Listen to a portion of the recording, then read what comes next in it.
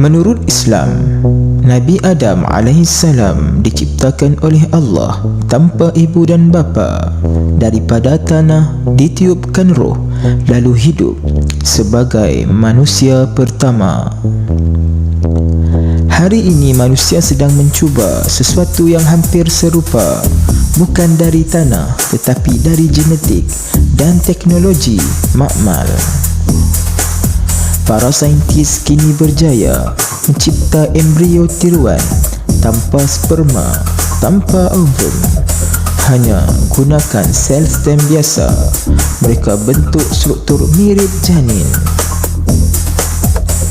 Ada juga eksperimen rahim buatan, artificial womb. Anak tikus kambing dibesarkan dalam kapsul makmal, bukan dalam perut induknya. Bunyi seperti filem science fiction, tetapi ia sedang berlaku. Ada yang lebih gila, projek gabungan AI dan DNA untuk cipta entiti hidup baru.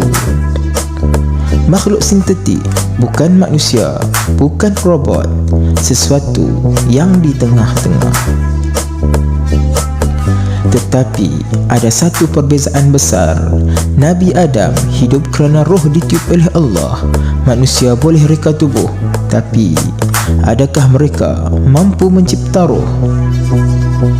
Adakah kita semakin dekat pada mukjizat atau cuma sedang mengulanginya tanpa faham maknanya?